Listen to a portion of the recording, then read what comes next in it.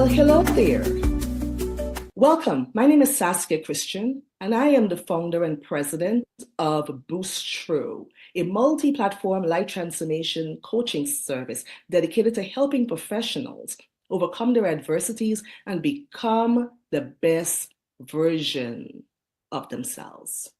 And so with that, this is the Breaking Barriers interview series, where we get the privilege of interviewing female C-suite executive leaders and getting their perspectives on female leadership and maximization of influential power within the business environment.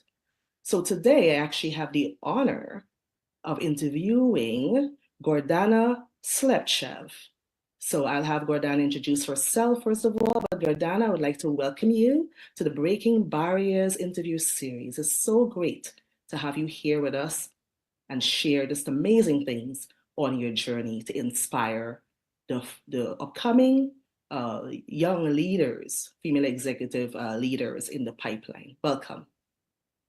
Thank you very much, Saskia. I'm very pleased to be here today and being able to share some of the insights and my journey to becoming a CEO executive. And I hope that all these collective experiences that we as women are experiencing would help other young women be more successful and surpass us in their own achievements. So myself, I'm a Chief Operating Officer at Lomiko Metals, and prior to that, I was in another two C-suite roles as a Chief Operating Officer at Barrett Met Services and also at Anaconda Mining, which is now called Signal Gold. So I'm a mining engineer by the background and have been working in the industry for about 25 years.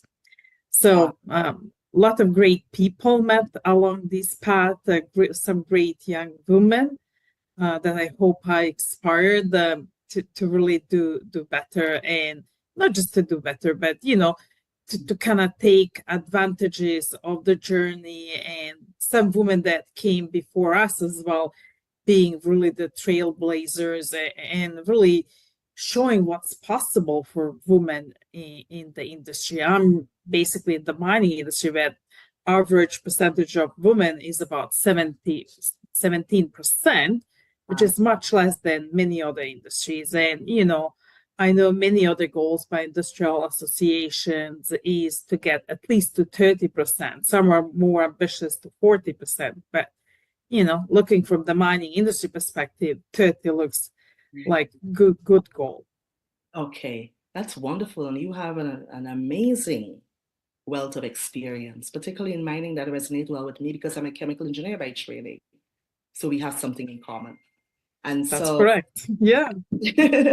Yeah, so great to have you here. And I just wanted to, can you clarify again, what's the name of the current, company enterprise that you're with and your title again?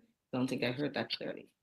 Yeah, so it is Lomiko Metals, and my title is a COO, or Chief Operating Officer. So Lomiko Metals is an explorer and developer of the critical minerals, especially graphite properties. Leluter is the one that's further along the development timeline. We're halfway through pre-feasibility study. We're doing a lot of work. We did finish some big infill drill program and did quite a bit of the metallurgical testing, as graphite is one of the main components in the anode, which is the negative electrode, and the graphite is one of the biggest components by weight in the batteries for electric vehicles. But it's been also used in many other industrial applications, including all our cell phones, computers, and even the oldest application as lubricants, different, even chemical industry, nuclear industry, in medical applications. So there are many different industrial applications for graphite. But of course, EVs and the batteries, that's the biggest development field. That's growing about 35 to 40% year over year. Awesome. And since I'm coming from the semiconductor industry, I know that, graphite has wide application. Yeah. So thank you for that. And it's all familiar language to me because I'm a technical person background. Yes. So, Great to see some women actually in this kind of roles and see women in batteries and that kind of stuff. So it is really good to see young women taking on these non-traditional roles, I would say. yes, absolutely it is. It is time. So if you can just really just describe for me, Gordana, your industry and the specific challenges it faces in terms of cultivating resilience, then you can pick one or two of these areas. Cultivating resilience, emotional intelligence mastery, navigating difficult conversations, empowering authentic and servant-style leadership, and really building strategic and personal resilience networks. And you can tackle a few. Just tell me, really, just give me some highlights on the industry and the challenge. Yeah, I think that the biggest challenges for young women is also, knowing how difficult these industries are. Usually the mines or operations are outside of the major centers. Yes, some corporate roles for sure are based in, through US and Canada, in Toronto or Vancouver or whatever. But at the end of the day, it comes back to working either in camps or smaller communities. So that's one of the challenges, especially as I've seen for young people. And, they like to go out, they like to meet other young people, they like to do fun stuff. And that's one of the biggest challenges, is just kind of trying to kind of build that network of other contacts and other people, so we can have that work-life balance there. So that's one of the biggest challenges, that it is still something that people have to work on.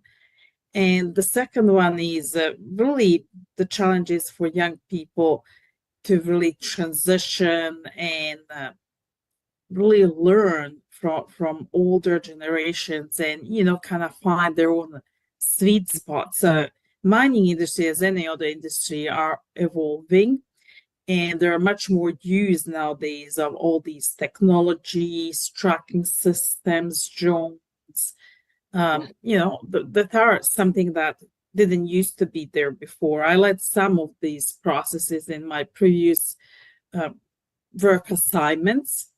And also like new AI technologies, like, working with the groups, in our own workloads like Goldspot, on using these technologies, mapping, adding up, developing. So I think it's a great role of young people to actually be getting into, as they would get more experience in applying these new technologies.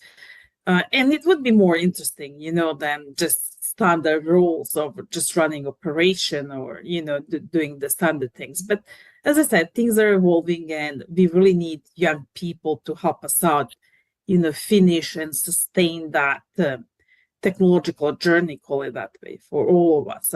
As we go more or less paperless, then I believe in the mining, especially, now people can operate machines remotely. You don't really need somebody sitting down in the mine and, operating machine. You can have operators in control rooms, which could be anywhere around the world, with the good internet access. I mean, that's the must, of course, and really overseeing and operating.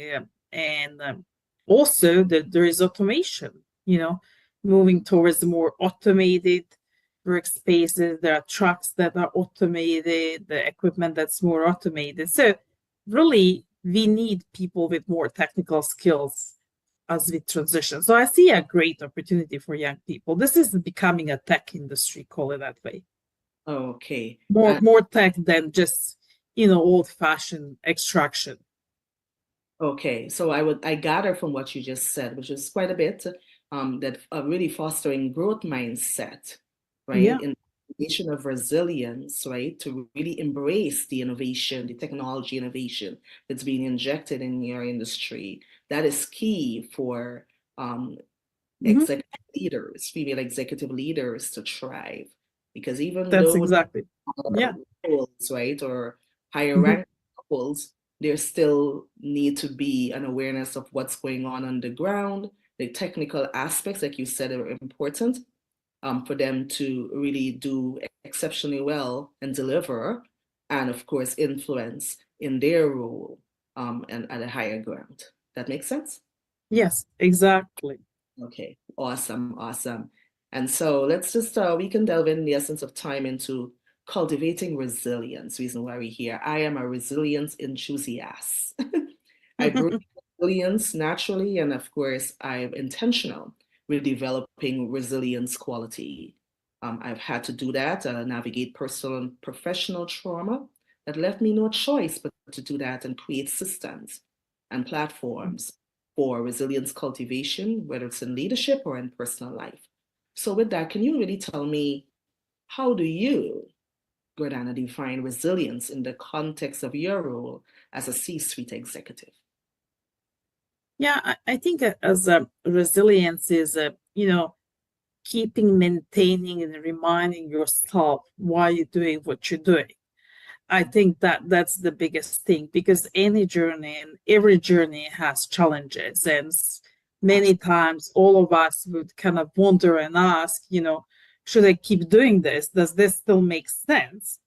Which is still a good thing to do, don't take me wrong, because at some point certain things may not make sense anymore. And, as a professional, we have to decide, okay, maybe that doesn't make sense. But, if you have some of the bigger goals, you want to cultivate certain path or develop certain path for yourself. Maybe you want to be executive, maybe you want to be a technical person, which is as much needed as well. We see young women as a chief technical officers, and it's not necessarily operational, or could be chief development officer, or the different paths aside of course, being chief executive officer, which are many women now there as well, very successful women.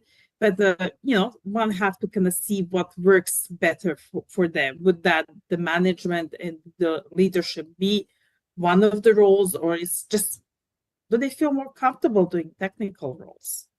And we all learn. I have to say, I've learned a lot from other people, and it's really important, I think, for young people, regardless male or female, to find some mentors and people that they can reach out and just bounce back ideas, because we all take a great pride in what we do, and sometimes if you get critique or something, is that like founded critique, meaning people are actually giving you feedback, or people just being negative or whatever. I kind of like to run with the thought that feedback is a gift. You can take it or leave it, evaluate, see what that person says, and be true to yourself, see if there is any ground for somebody to think that way. And sometimes things may look different to people than what's really going on, because we all see like small window in something. We don't always get the entire picture. And feel free to ask, why do you think that? Like, ask people if they give you feedback or this or that, and then you'll figure out, is that real feedback, somebody wants to help you, or just people being negative? Yes, wonderful. And I just want to just interject and say this, brilliantly said, by the way. Our resilience is really someone's ability, their ability to really overcome challenges and setback and really convert them into winnings, right, and success. And so you wonderfully said that having that growth mindset and being able to collect feedback, to receive feedback, is absolutely important for you to be able to overcome and thrive and really be a resilient leader. And of course, the support network. You need to have reliable support network within the work environment and beyond, right? Not necessarily within your company, to be able to. I completely agree with you. Well said. And so my next question, follow-up question is really, what are the specific strategies or practices that you personally have found effective in building resilience within your team or organization? Whether it's something you have done, that would be a great place to start, or anything else you've seen outside of your company, maybe peers, peer companies that have been instrumental in building resilience within leadership. I think it's really important to offer to younger generations some of the mentorship opportunities. And, see if you can find mentors within your organization that are not directly involved. Like, sometimes it's harder to mentor people that directly report to you because they may take it in different ways. I did some structured mentorships to different groups and provide the training so people understand, why I'm getting feedback. When they understand that's part of the process, and you're providing feedback to all your employees, not just before bonus period or end of the year, but you provide feedback as it happens. And that's the right way, I think, to do it. If you're something good or bad, provide the feedback right away, because then you have the most effect. Versus when you wait and it's afterwards, it just may be lost. Lost Yes, opportunity, I would say. Yeah, absolutely right. And the messaging, you may forget part of it or whatever. It's definitely that's not correct.